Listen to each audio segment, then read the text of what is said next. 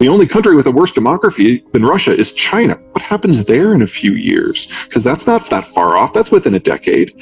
But Russia is going to give us some interesting signposts that we can use to evaluate other countries that are in a similar demographic decline. We've got a similar problem in China that we do to Russia, in that the leader has isolated themselves to the degree that they're not getting good information anymore. And Xi has done that with a cult of personality in addition. He'll give orders to different groups of bureaucrats of things he wants done. They'll go out and do it. And if those orders down the line clash, no one reports back up, because nobody wants Xi to be looking at them. So when the power outages, for example, happened last May in China, at one point, 1/3 of the country was experiencing rolling black and brownouts.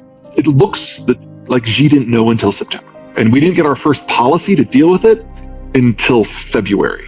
So in a system like that, where the only leader that Xi had face-to-face contact with since January of 2000 was Putin at the Olympics. And then Putin apparently just lied to his face, and no one in Xi's inner circle or within the intelligence apparatus or within the foreign ministry wanted to tell Xi, oh yeah, they're moving troops to the border. Oh yeah, it looks like they're going to go. They just heard what the story was from Putin. That is what Xi had been presented with, and no one contradicted.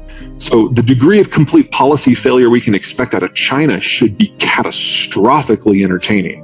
And I think we're seeing that now in things with the food system and the electricity system. We're probably going to see it with the port system here really soon. We don't know what Xi's going to do, because he doesn't know what he's going to do, because he's not getting good information. So the people are saying that, Putin is talking to the voices in his head.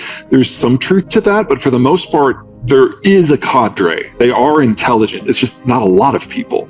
With Xi, there's no one. So predicting what the Chinese are going to do is kind of an exercise in futility. There's really nothing else that the Russians can give the Chinese. The Chinese have already reverse engineered all their weapons. The pipelines to China are already running at full capacity. The rail system is already running at full capacity.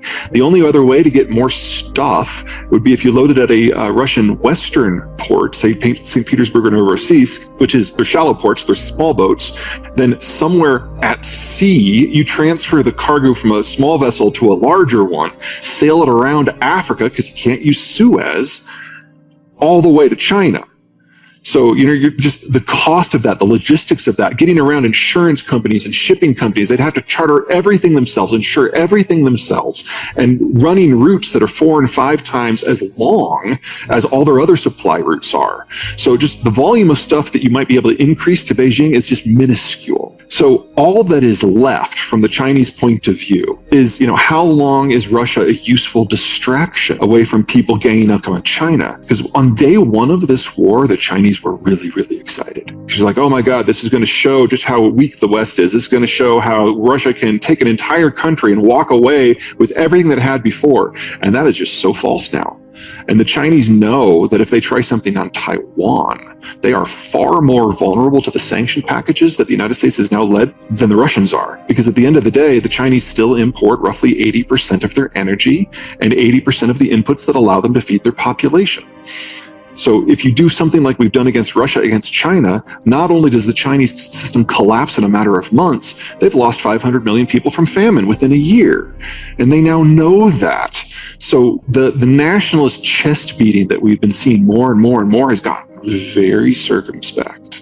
And they're just focusing on amplifying the Russian propaganda on Chinese news stations because they really don't know what else to do, because they're seeing 50 years of strategic planning the Russians have torched in a month.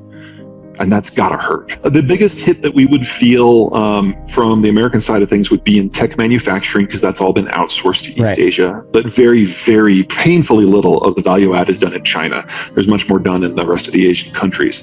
So I'm not suggesting that we would walk away and not feel the difference. Like iPhone has, for example, completely doubled, tripled, and quadrupled down. Anytime there's been a problem with China, they put in more money. Stupid will cost them the company in the end, but it's really the only company that's gone that far.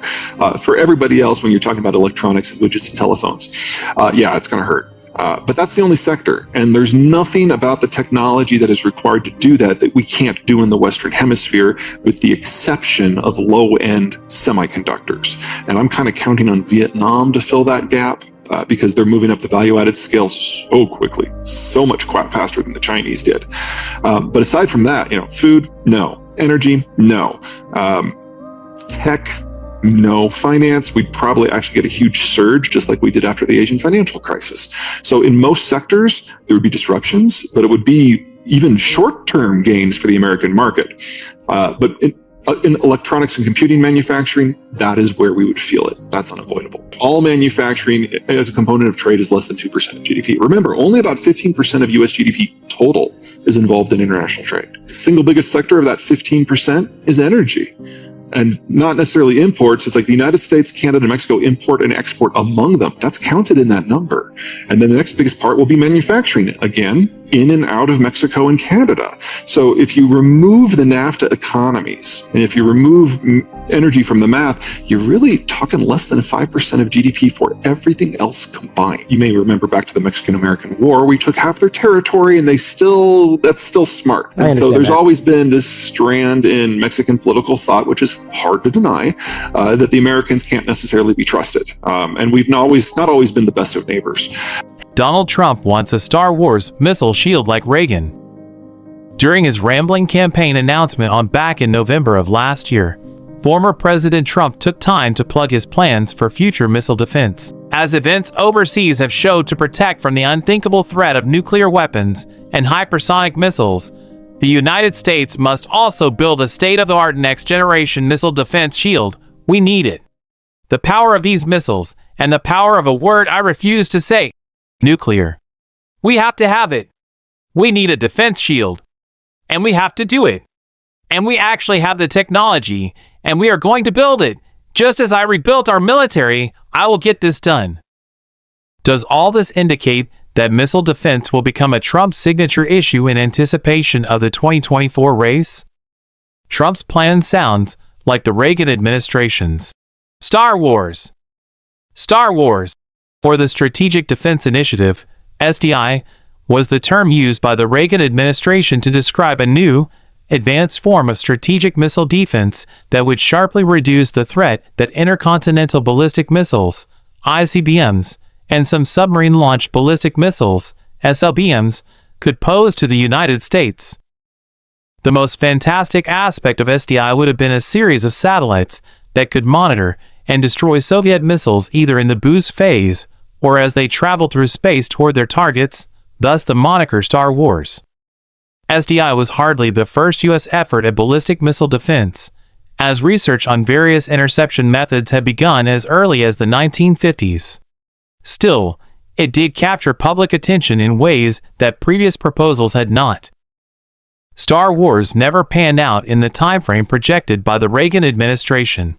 However, it did generate some combination of worthwhile investment in technologies and wasteful government spending, depending on which watchdog organization you ask. The commitment of the U.S. government to missile defense has waxed and waned depending on the presidential administration, but the U.S. institutional commitment to missile defense has never been stronger. ABM Technology